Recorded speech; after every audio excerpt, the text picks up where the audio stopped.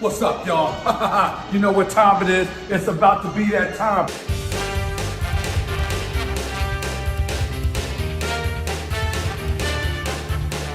Damn, son, where'd you find this?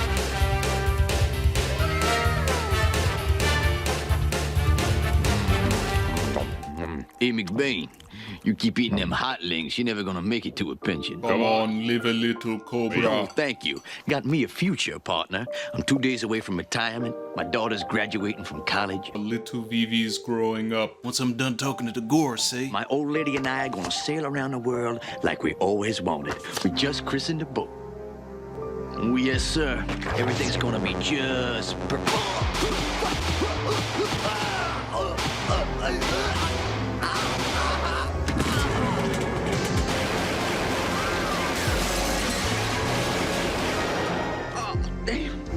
Damn. McBain, Yes? I'm not gonna make it. Oh, stop talking crazy. No. Just do one thing for me. Get emu.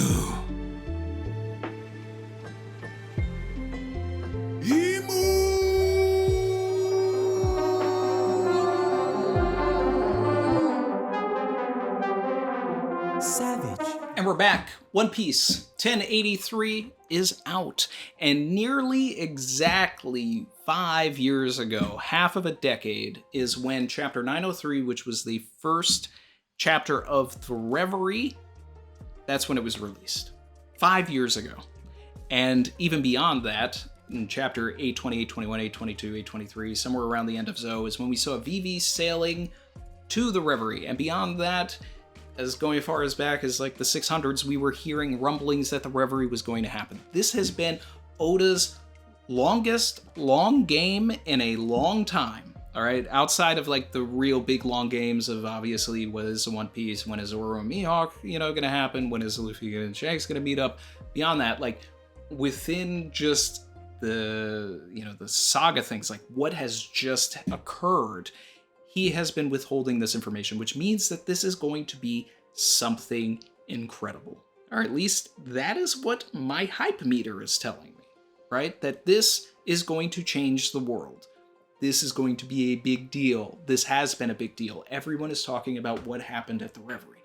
And we have been told things, but this is the first time that we're shown things after we were already told things. But the things that we were told and some of the things that we were shown are things that we were already told. So this is kind of a recap chapter almost. So to say that I'm a little disappointed by that is an understatement. But needless to say, that doesn't mean that we don't have things to talk about and there aren't things to analyze, right? Most of the things that we did see and, here, or things that we were told this chapter, are things that we already saw from a different perspective as early as 1054 when we were introduced to the character Kurouma, Black Horse. It was basically like the CIA director for the One Piece world. He told us about the Holy Knights. He told us that they destroyed the hoof of the Celestial Dragon. He told us actually more than what we saw here. That Mjosgard was involved in something that allowed the revolutionaries to escape, or Shirahoshi or Vivi, we don't necessarily know, but the Holy Knights were dispatched to kind of barter between these two sides. We'll get into that later. But one of the biggest things that I'd like to talk about today that I think is new information is I think I've cracked Logia Awakenings. And I think that Karasu is actually the key to this. So let's get into that. But first, like, comment, subscribe if you are feeling the vibe. Here we go.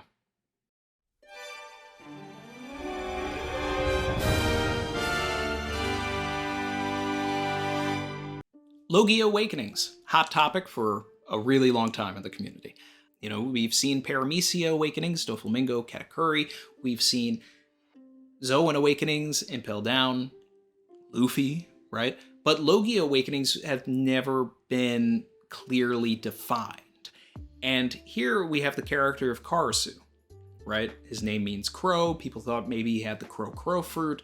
Sabo was flying on crows at the end of Dressrosa to get away. which implies that those crows were sentient, and this is why people thought that he was able to control crows, turn his body into crows, which actually isn't a faraway thought. Like, that is what he's doing. He is turning his soot, which is a substance that you would find on the inside of a chimney, right? It's a coal-like substance. It's toxic. We have found a new toxic character to give Magellan a run for his money, because soot is a contributor of asthma, bronchitis, cancer. Is this why he has like the brain machine on his face? Because it's actually affecting his body? Perhaps. We don't know. But my thinking right now is that Loki Awakening is a way to detach a part of your body and give it its own sentience, or, send it to the other side of the world so that it can do something else. Because we have no knowledge or any way to confirm whether or not Karasu was actually on Dressrosa. So he really could have been in the North Blue for all we know. He could have been at Baltigo and then sent some crows or a little piece of his body to go and get Sabo. Now, where have we seen other things like this? And now the implication here is that you're turning a part of your body into an animal, which is in keeping with Oda's thing, and his obsession with animals in the first place, right? Marineford, a Kainu, red dog, turns his magma into a fire dog, Hellhound. His Hellhound attack looked like it had a little bit of sentience to it. Like it was moving on its own, it was biting, it was going after Whitebeard. This is probably Kainu's Logia Awakening. He could create Hellhounds and send these sentient magma dogs to burn people. That'd be kind of wild. Kuzan has an attack called Pheasant Beak, or Ice Pheasant, right? Kind of looks like this, looked like it had some sentience as well, so he creates little ice birds. During Egghead, will we see Kizaru send out a bunch of yellow monkeys? Who knows? But the other thing too here is that recently we saw Prince Gruss, who was considered a Logia, but really his power is more in line with Paramecia or Special Paramecia. But what if he is Logia? And his golems are an extreme version of what I'm talking about here, which is giving your substance sentience. So he's taking his clay and bringing it to life. Karasu is taking his soot and bringing it to life. Akainu was taking his magma and bringing it to life. Aokiji was taking his ice and bringing it to life. Enel brought his lightning to life. The Devil Fruit turned these Logia users into gods that could create life. This is what I think Logia Awakening is now. And if that is also the case, when we saw Black Mamba, and it was almost like Luffy was turning his arm into a snake, was this him also using some sort of a Logia Awakening property subconsciously, right? Because we've already seen Luffy use Paramecia and Zoan Awakening in action. But we've also talked about him having all three. And when the anime animated it, it was like his hand actually turned into a snake. Just saying, could this be it? Did we crack it? Maybe we did. So the fun parts of this chapter are seeing Karasu go up against Fujitora, seeing Morley go up against Green Bull. We only get little bits and tastes of it. We see that the Celestial Dragons are running away. We know that they destroyed the Hoof, which is, a callback to Andy's Lobby, destroying the flag and everything, basically declaring war against the Celestial Dragons. Now, Dragon is concerned that the Holy Knights will be dispatched to handle this. Now, this was something that was also first introduced to us by Kurouma in 1054, the concept of it. At the time, we thought maybe they were the lawyers of One Piece, like they were going to handle whatever Miosguard did behind the scenes to let the revolutionaries, maybe Vivi, Shirahoshi, and Garp, let them escape. We don't know necessarily what happened, but the Holy Knights are the only people that can pass judgment from Celestial Dragon to Celestial Dragon, likely because they too are Celestial Dragons. Now, the community seems to be in an uproar because the silhouette looks like it's holding Griffin, which is Shanks' sword. I don't believe that Shanks himself is a holy knight. All right, some people think that Shanks has a brother, Shanks has a father. Now, this is the kind of stuff that I like a little more, right? Because in film Red, we were introduced to the Figureland family. It's been my headcanon since that movie has been out that Shanks is a member of this tribe, Figureland. Now, Roger found Shanks when he was a baby. He was in a treasure chest, supposedly, and he raised him. Now, if that was at God Valley, and he was separated from his celestial dragon family and grew up not knowing of that, but he still has celestial dragon ties that were discovered later, right? Then we could have this evil Shanks, this brother, this father, this cousin, whatever. Somebody from the Figureland family is the head of the Holy Knights. And some people are upset that we're getting introduced to a new faction so late in the game. I'm not. Why? Because I have been complaining about whether or not, like, just generally speaking, who are we going to fight when we're in the final war at Marijoa, right? Because we're going to be coming in there with a stacked cast of people to end this war, and it just doesn't seem like there are enough people at that top level that can actually compete with the Straw Hats or whoever else we're bringing, because we'll probably have Dragon and Sabo and some other people in tow as well, and they've got to have fights too. Adding the Holy Knights only makes sense. We know that Cobra was the only member of the original 20 descendants of, the kings that created the world government, the top celestial dragons that actually went to the Reverie. All of the other ones, they stuck their nose in the air and said, you know what? They're not worth my time. I don't care about the lesser people. Okay, so my belief right now is that those kings are the Holy Knights. Like, their descendants and all of that, they are represented by the Holy Knights. I believe 5 of them are probably the Gorosei. You had Cobra, that's 6.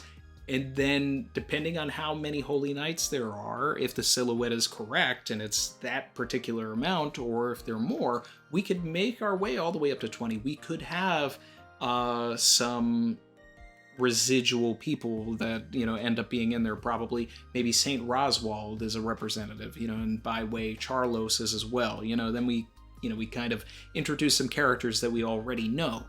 There should be some ties to characters in this group that we have some sort of an attachment to. Otherwise, it's a little thin, and then I can understand where complaints are coming. But as far as everything is concerned, I'm interested in this. I'm buying it. Sabo is looking for the keys to the collars. We already know that Kumba's collar came off, so we know that Sabo is going to get this. We have seen the aftermath of different things. We know that Vivi gets away and she ends up with Big News, Morgans, and Wapple. We know that Shirahoshi and Neptune get away via Garp. So we understand that these characters play a certain role. We know that Lucci ends up in Egghead and is sort of questioning everything that's going on with him and the government. It's not necessarily the way that I want this character to go, but it is the way that Oda seems to be drawing the character. He wants to redeem Lucci. He wants Lucci to be this character that is slowly realizing that or maybe quickly realizing that the world government isn't what he thought it was, and now this character that always followed the rules is going to stop following the rules and maybe bend it. And I think that that's also what's kind of happening here in the Vivi scene, which, by the way, Vivi's in the chapter, the Queen. Give me more, Oda.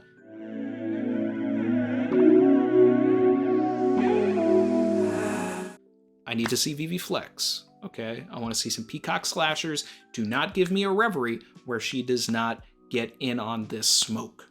Vivi's a savage, starts talking back to Lucci. I wanted more interactions between Vivi and Lucci, considering that she did not play a role during Water 7 and his lobby. I was hoping that Lucci would be, in some cases responsible for Cobra's death. That would have added more drama for me, but Oda wants to go this route where he's going to flip Lucci against the government, which is what we're seeing in Egghead anyway. We know that one of the directives of the Revolutionary Army was to take out the food supply of the Celestial Dragons, and we now have one of the Gorosei members heading to Egghead. Why? It was brought up in the stream, and I really love this idea, that they want the natural resources that are on Egghead that Vegapunk is producing, which led me to say what they really are after is Vegapunk's McDonald's machine. He has a way to just create food. They don't need to worry about all of these ships that the Revolutionary Army is trampling and squeezing and everything like that. If they get that machine, they'll be able to just create food en masse. That, I think, is what they're really after. More than even Vegapunk doing, this poneglyph research and anything like that. They want to take that machine. They are there for some technology. And I could see Luffy breaking the machines and things like that. Like, this stuff could be really interesting and fun. We get tiny panels of Shirahoshi and Bonnie and, even Vivi as well, just to kind of tell us that these are the players that we're going to see. We're at least getting one more chapter of this. We could get 2 chapters of this. I could see a scenario where Cobra doesn't even die in the next chapter, and it ends with a who done it or who will do it situation where we're presented with a couple of different characters, and maybe we have to decide or figure out, and we'll probably be on break and everybody will be talking about who actually did it. Now, the drama here is Sabo did actually do it. Maybe he did it by accident. If you look at the panel of him in the newspaper, he looks a little solemn, like he didn't want this to happen. Even though in the first scene, Sabo is talking to Dragon, he's like, it's sad that this guy died, I guess, but at the same time, if it is lighting the fire of the revolution, so be it. At the end of everything, we have Cobra. He's about to get rolled in to talk to the Gorosei. He has Chaka next to him and an unnamed guy that I don't know who it is. You don't know who it is. It's definitely not somebody that was, that did a sacrifice, 20 years ago. Definitely not that guy. He does not exist. But anyway, Chaka is there. Chaka can do everything. I don't know what happened to Igaram. He was on the ship going to the Reverie right after Zo. Seriously, what happened to Igaram? Because that's who should be, on the other side of Chaka. And big shout out to Cobra for giving retirement irony vibes. Yeah. He's sitting here talking like a cop that's, about to go on retirement, basically saying like, oh man, this is it. I'm going to leave everything to my daughter. I'm going to go on retirement. I'm just going to have this final, conversation with the Gorosei, and then the world is going to be great. And I'm going to get on my boat and I'm going to sail away for a little bit, take a nice trip, come back and relax. No, none of that is going to happen. You're going to die. Yeah. Anyway, what I want from this, more than anything, is not for it to fall into the retiree trope. I want it to be a situation where he actively wants to meet the Gorosei for a reason. Because in the past 2 years, he has either been doing poneglyph research himself, he's been looking into different things, the conversation that he had with Robin, dealings with Crocodile, and just looking into the history of Alabasta, he has found something. He's figured something out. And I'm hoping that he enabled some machinations in the background, that he's really just trying to show up and have a tell Cersei it was me moment to either the Gorosei or Emu. That's what I want from him. That's what I think would be like the best case scenario for Cobra. Because then he goes out in this blaze of glory and Vivi inherits his will, and whatever he put into action, the Straw Hats can actively use to topple the world government. Like, that would be the greatest thing, especially considering that he was part of the 20 kings that essentially turned the world into what it is now, which is not a very good thing. The whole story is to topple this machine that has been created 900 years ago. So if Cobra, who is descended from one of the families that designed this very world, is instrumental in its destruction, that is good writing. That's fantastic. And then Vivi can also get in on that action. Let's do that. All right? So I'm excited for that. And with that, that's going to wrap up the discussion for 1083.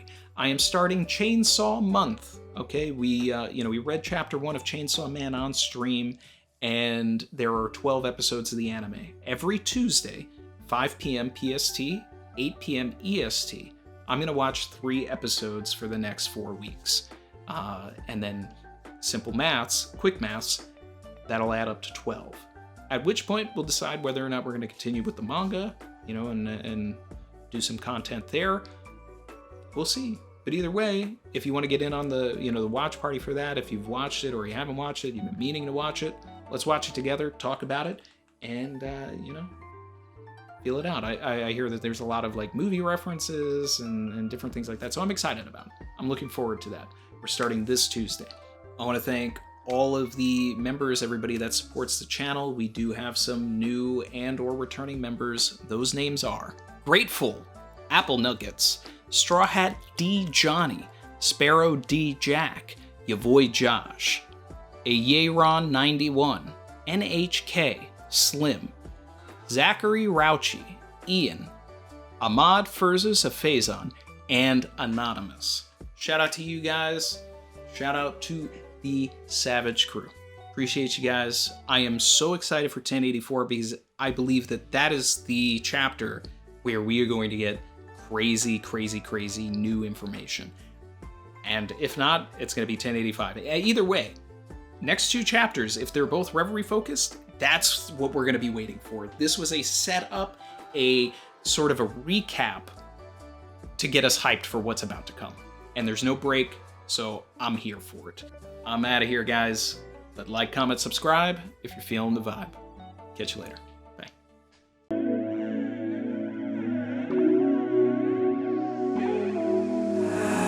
I've been swimming deep, deep. Savage.